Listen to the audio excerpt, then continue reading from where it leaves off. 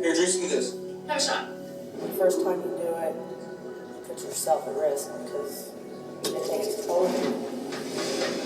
I drank to experiment and also to relieve stress. There's always a reason to do it, like stress or like Everyone that goes from school, like, that's what you see what you do. You just want to fit in and you just want to try that out. Why is everybody else doing it? There must be something, great about it. I was 14 or something when I tried weed with my friends. She had done it before I did, and she showed me and she said it was okay to do it. She liked it, and I tried it. It was just a new feeling that I needed to explore further. I started thinking if I would drink on the weekends, I wouldn't get addicted to drinking. But I don't think I'll get addicted to any type of drug. In the beginning, I felt like I was controlling it, but after that, it got out of control. Like as I said before, I was high for 6 months. It was every day. I'd be back there in the alley smoking weed with everybody else. I drank so much that I started throwing up my stomach violently. My health deteriorated. I've lost homes. I've never been able to hold a job. I've lived on the streets. I ended up losing my scholarship in college. Everything I wanted to be just went down the drain. I could justify using in order to enjoy myself and other things. I just felt like I was dying. They opened the door for us and she was dead on the bed with the needle. Give a shot of adrenaline until it's hard, flatlined and killed him right there. But when it's all over, only person that's paying the price is you.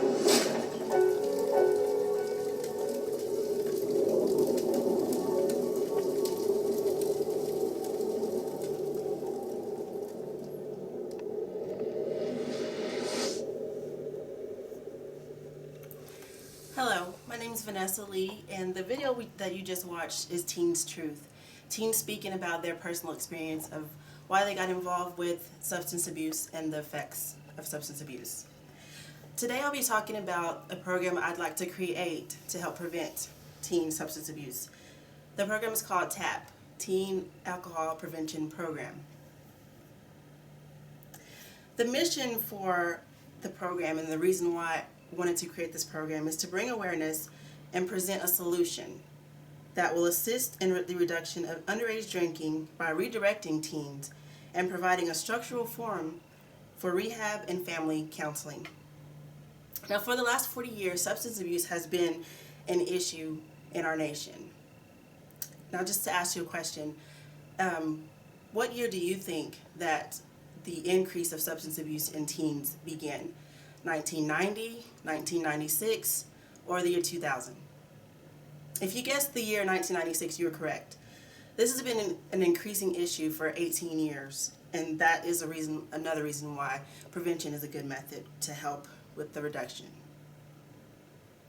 Underage drinking is not just a minor problem, but will evolve in adult issues, which can lead to legal issues. For example, DUIs, DWIs, loss of driver's license, having a hard time gaining employment, instability, along with the employment, hard time with gaining housing because you're not able to financially provide for that. Your health can deteriorate. Your internal organs are compromised. Your liver, your heart, your pancreas. Those things are detrimental to your health as well. Some statistics in the local community that I live in, 5.8% receive alcohol from home of the teens. So the teens could be going into the refrigerator, taking the alcohol out, and parents not be aware of it. The parents could be providing the alcohol to the teens. 14.2% receive alcohol from friends. 4% receive alcohol from the store, which is surprising because, the legal age for drinking is 21 and for purchasing alcohol is 21. 13.3% receive alcohol from parties. 6.8% receive from other sources that are not described on here. For national statistics, 39% of teens have drank alcohol. 22% of teens have binge drank alcohol. 8% drove alcohol after drinking, and 24% rode in a car with an intoxicated driver. So some of the reasons why teens drink: expected enjoyment. When you're around your peers, you may hear some stories about having a big party on the weekend and The teens are expressing how much fun they had, so expect an enjoyment. Recreational use. Teens may be bored, have not anything to do, and that's just a social event that they attend on the weekend. Peer pressure. Like on the video, the young man was telling the girl, take a shot, pressuring the teen to do it. Another young lady on the video also stated that she saw or heard about the enjoyment and kind of wanted to see what it was all about. Attention seeking. This could be a negative attention seeking. Maybe the child's not getting enough support or attention at home, and that's the way that they can rebel or have negative behavior to reach attention. Impulsivity. You know, when you're impulsive, you do things without thinking, and could be reckless behavior. Human nature. Teenagers, our adolescents are more prone to deviant behavior. So for them, human nature for them to engage in substance abuse is not unusual. Curiosity. They want to see if they can get addicted. Some teens are trying to be defiant. Oh, I'm not going to get addicted to this, or curious to see if it's really going to get them as drunk as their friends may have on the weekend. Family history. Maybe they've had an aunt, an uncle, their parents are addicted to alcohol. Environment, their surroundings. Maybe it's not a bad issue at home and they're able to drink at home. This next video talks about the effects that it has on the brain, and I thought it would be appropriate to show this video to kind of support the physical effects that alcohol abuse can have on your brain.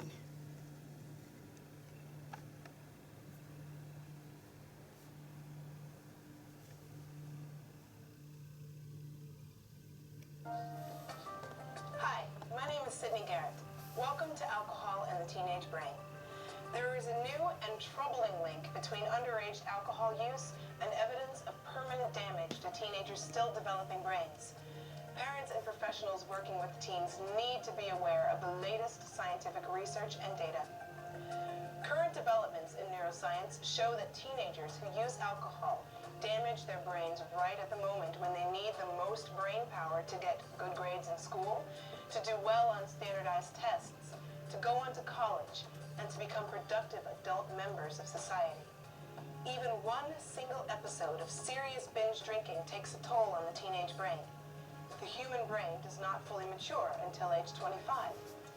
Brain chemistry, brain function, and immature neurological connections are at risk. Fortunately, these profound and unseen consequences are totally avoidable by getting the facts out to kids.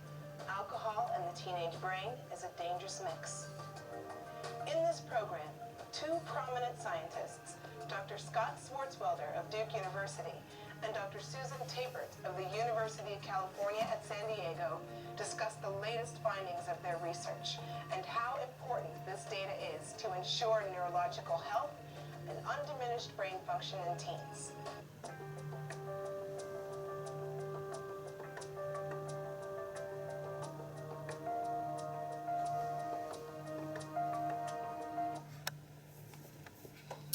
So again, this video gives you a visual of what, and more information of what can happen to the teenager and their brain with their alcohol use.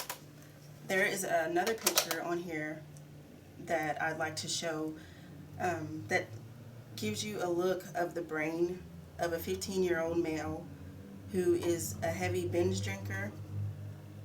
And then on the other side, there is a picture of the brain of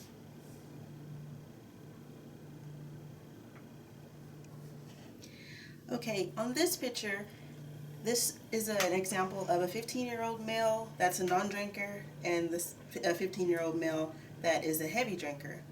Now the picture on this side shows the red, which is a good indication of healthy brain functioning. On this side, as you notice, there's very little red on this picture, which shows that this brain is the intoxicated one, that brain activity has been damaged. So just to give a comparison and a visual of a brain that was tested during a memory test. And also another thing to note on this picture is the heavy drinker, his brain has been damaged. This test was done when he was sober. So that gives another look of how damaging effects substance abuse does to our brains. Now there are some heavy consequences to teen substance abuse. From research, the information that I found was that, of course, it interferes with our brain development. It impairs judgment. Now, teenagers that are 16-year-olds, 17-year-olds and up are the ones that are able to drive legally. The impaired judgment, it's a risk because if they're behind a wheel, this can cause some serious accidents. It could cause also the teens to get pulled over by law enforcement for speeding or driving on the wrong side of the road, and of course those accidents. It increases the chance of physical and sexual assault. There's been studies shown that there's fighting, defiant behavior for the physical aspect, sexual assault, there's rapes that are going on, there's promiscuity, unprotected sex, and also those things could also result into teen pregnancy. There's problem at school. Some teens are found drinking at school or social events, games at the school, and have to face repercussions with the school with discipline placements, detention, and also the law is another consequence. Teens can be sent to a juvenile justice department. Teens can have to be serving community service. It can go on their record, and it could cause them to have to wait a certain amount of time before they're able to get their driver's license. And the financial cost. Whenever teenagers are engaging in very heavy amount of drinking, some teenagers are so bad that they have to be sent to a residential treatment center. Now the financial cost to this is that those treatment centers cost $3,000 to $5,000 per month. And health insurance, a lot of them do not cover this cost. So this is an expense that's taken from the family, which is very costly. So a prevention program is key to help reduce all of these consequences that I just stated. And the effects at a national level, in the year 2008, there was 5,000 total that has been affected. And to break those 5,000 down, 1,900 deaths from motor vehicle accidents, 1,600 homicides, 1,200 alcohol poisoning, falls, burns, and drownings, and that's detrimental to the emergency room. All of these accidents also reported to the emergency room, or teens were sent for these accidents, and 300 suicides.